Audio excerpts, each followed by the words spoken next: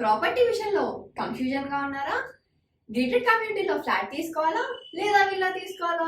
మన పిల్లల భవిష్యత్ కోసం ఓపెన్ ఫ్లాట్ తీసుకోవాలా? మన హైదరాబాద్ లో ఏ లొకేషన్ లో కొంటే మంచి అప్రిసియేషన్ వస్తుంది? మరి నమ్మకమైన ప్రాపర్టీ కొనాలంటే నమ్మకమైన గైడ్ కావాలి కదా. ప్రాపర్టీ అడ్వైజర్ కోసం సంప్రదించండి వరాహస్వామి ప్రాపర్టీ గూగులర్.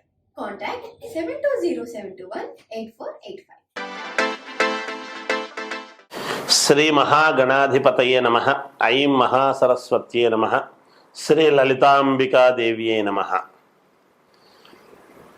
శని వక్రగతి అనేటువంటిది ఉన్నది. అంటే మామూలుగా ఇప్పుడు కుంభములో ఉన్నాడు అనేటువంటిది మేమే చెబుతూ ఉన్నాం. అయితే కుంభములో ఉంటూ మకరము వైపు వక్ర దృష్టితో చూడటము వలన ఈ ప్రభావము కుజుడి మీద కూడా పడుతూ ఉన్నది అనేటువంటిది ఉన్నది. అయితే ఈ శని వక్రగతి ఎప్పుడు ప్రారంభము అయి ఎప్పటిదాకా ఉంటుంది అనేటువంటి విషయానికి మనము చూసుకుంటే జూన్ 29 నుండి, అంటే జూలై నుంచి అనుకోండి, ఏముంది ఒక రోజు 2 రోజులు, నవంబర్ 15 వరకు కూడా ఉంటుంది. అంటే 4.5 నెల పాటు ఉంటుంది అనేటువంటిది ఉంది. అయితే ఈ శని వక్ర దృష్టి కరెక్ట్గా ఎదురుగా చూడటము వేరు, వక్రముతో చూడటం అనేటువంటిది ఒకటి ఉంటుంది కదా. అలా చూసినప్పుడు ఈ 12 రాసుల వాళ్లకు కూడా ఎలా ఉండబోతుంది అనేటువంటి విషయానికి మనం ఇప్పుడు వస్తున్నాం. ఈ 12 రాసుల వాళ్లకు అసలు మేలు ఏమిటి, చిన్నపాటి ఇబ్బందులు ఏమిటి అనేటువంటివి తెలుసుకుంటే దానికి సంబంధించినటువంటి విధి విధానాలు మీరు చూసుకోవడానికి మేలు జరుగుతుంది. ఇక మిథున రాశి వాళ్లకు ఈ శని వక్ర దృష్టి వలన ఎలా ఉంటుంది అంటే, ఎప్పటి నుంచో కావాలి అనుకున్నటువంటి పని నెరవేరుతుంది, తప్పేమీ లేదు, అవుతుంది కాక. మీరు ఎంత శ్రమ పడతారో అంత అనుకూలము కూడా జరుగుతుంది. అయితే మీ చుట్టూ ఉండేటువంటి ఆడవాళ్ల వలన కొంచెము జాగ్రత్త వహించండి మీరు. అంతేకాకుండా ధనము ఖర్చు పెట్టేటప్పుడు జాగ్రత్తగా ఖర్చు పెట్టుకోండి ఈ 4.5 నెల. ఎందుకంటే మీరు శ్రమ పడితే వస్తూ ఉండేటువంటిది ఇది. తొందరపాటుతనముతో ఎవరికన్నా ఇవ్వటము కానీ, మధ్యవర్తిత్వముతో ఉండటము కానీ ఇలాంటివి ఎప్పుడు కూడా చేయొద్దండి. ఇక శుభకార్యాల విషయానికి వచ్చేటప్పటికీ కొంచెము దగ్గరికి వచ్చి పోతూ ఉంటాయి సంబంధాలు అవి. దానికి కొంచెం ఈ 4 నెలలు కొంచెం జాగ్రత్త వహిస్తే మేలు జరుగుతుంది గాక.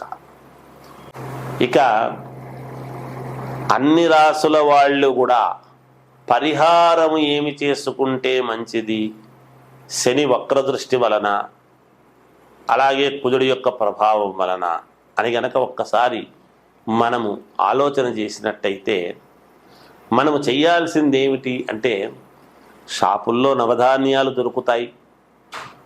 శక్తి తక్కువగా ఉండేటువంటి వాళ్ళు ఆ నవధాన్యాల ప్యాకెట్ తీసుకొని పోయి నవగ్రహాలు, ప్రతి గ్రహాల చుట్టూ ప్రతి గ్రహము దగ్గర కొద్దిగా నవధాన్యాలు అన్నీ కూడా వేసి 9 ప్రదక్షిణలు కానీ 11 ప్రదక్షిణలు కానీ తిరగాలి.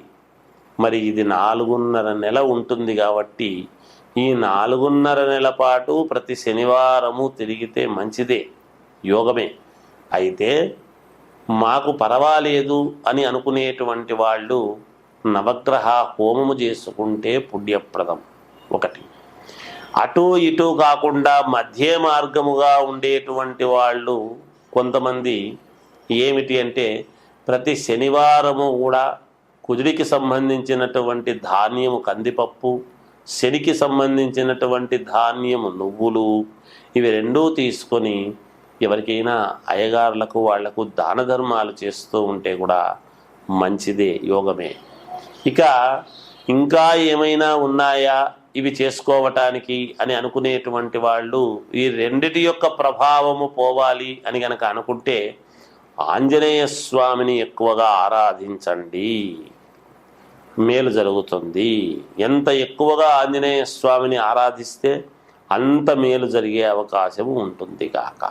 ఇక వ్యక్తిగతమైనటువంటి జాతకాలలో ఎందుకైనా మంచిది ఒక్కసారి మీరు చూసుకొని దానికి తగిన నిర్ణయాలు గనక చేసుకున్నారు అంటే తప్పకుండా మీకు మేలు జరుగుతుంది గాక. జయోస్తు.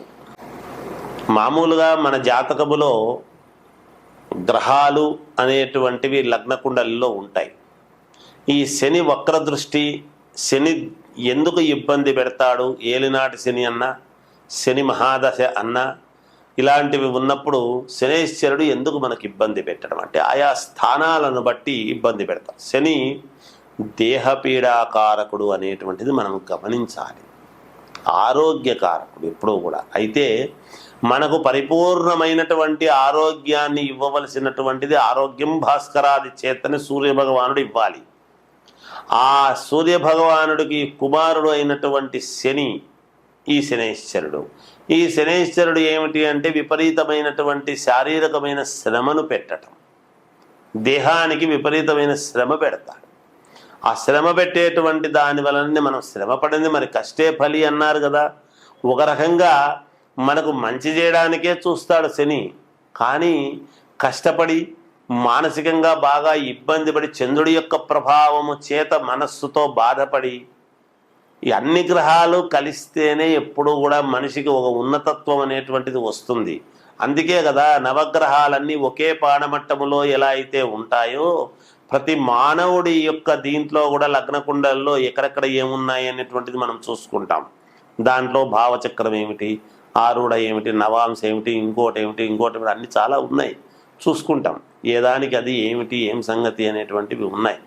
అయితే మనం ఎక్కువగా లగ్నకుండలి అనేటువంటిది చూసుకున్నప్పుడు మనము ఏ గ్రహం ఎక్కడ, గురువు ఇవ్వవలసినటువంటి యోగాలు ఏమిటి, శుక్రుడు ఇచ్చేటువంటి వెలుగును ఏమిటి, అలాగే కుజుడు ఇచ్చేటువంటి కారణాలు ఏమేమిటివి అని ఒక్కొక్కరు ఒక్కొక్క ఇది అనేది ఉంటుంది కదా. అన్నీ కలిస్తేనే మానవ జీవితం, ఈ ఒడిదుడుకుల యొక్క జీవితమే మానవుడిది. కనుక ఎక్కువగా శనేశ్వరుడి యొక్క ప్రభావం ఎలా ఉంటుంది అంటే దేహము మీద ఎక్కువగా ఉంటుంది. మన కర్మ ఫలితాన్ని మన కర్మండి అంటాం మనం, అంటే బుద్ధి కర్మానుసారిణి. బుధుడు మనకు బుద్ధిని, ఇది జ్ఞానాన్ని ప్రసాదించేది గురువు. ఇవన్నీ కూడా బుద్ధిలో బృహస్పతి రావాడు అంటూ ఉంటారు, వినుంటారు.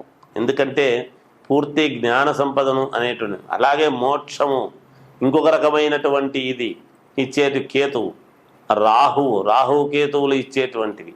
ఎవరి ప్రభావము వాళ్ళు చూపిస్తూనే ఉంటారు. ఎక్కువగా శనేశ్వరుడు ఏమిటి అంటే అలా పాతాళాన్ని చూపిస్తాడు, మహాద్భుతమైనటువంటి శిఖరాన్ని ఎక్కి కూర్చోబెడతాడు శని అనుకుంటే.